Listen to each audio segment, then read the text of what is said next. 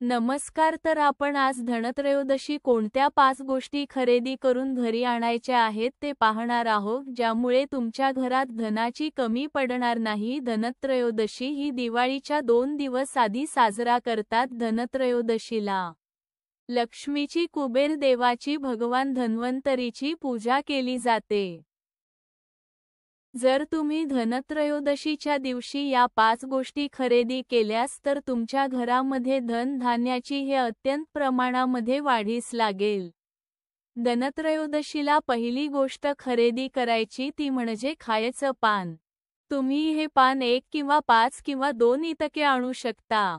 पान हे लक्ष्मी देवीला अत्यंत प्रिय असते व याची धनत्रयोदशी याची पूजा करावी व दुसऱ्या दिवशी याला पाण्यामध्ये सोडून द्यावे. दुसरी गोष्ट खरेदी करावी ती म्हणजे गोमती चक्र. ही गोष्ट जर तुम्ही धनत्रयोदशीला आणली तर तुमच्या घरात असलेल्या पैशाला, धनाला कोणाचीही नजर लागत नाही.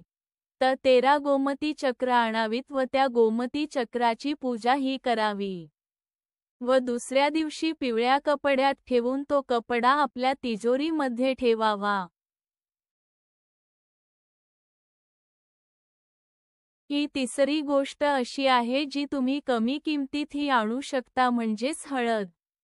हळद ही लक्ष्मीला खूप जास्त प्रिय असते, त्यामुळे धनत्रयोदशीला हळद खरेदी करणे अत्यंत शुभ असते. तसेच सोनं, चांदी इत्यादी धातूच्या वस्तू त्यांना जेवढं महत्त्व असतं तेवढेच महत्त्व हळदीलाही धनत्रयोदशीच्या दिवशी असतं. चौथी गोष्ट म्हणजे धन. धन हे खरेदी करणे अत्यंत शुभ मानले जाते. धन आणल्यानंतर ते एखाद्या वाटीत ठेवावे व त्याची पूजा करावी व दुसऱ्या दिवशी कुंडीत टाकावे. जसं ते धन उगवेल तसे आपल्या घराची बरकत होऊ लागेल. पाचवी गोष्ट म्हणजे लक्ष्मी व गणपतीची मूर्ती.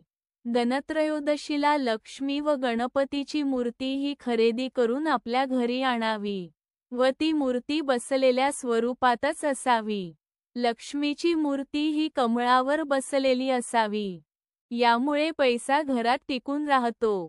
या गोष्टी जर तुम्ही तुमच्या घरात धनत्रयोदशीच्या दिवशी आणल्या तर तुमच्या घरामध्ये धनधान्याची कमी पडणार नाही व पैशाचीही कमी पडणार नाही.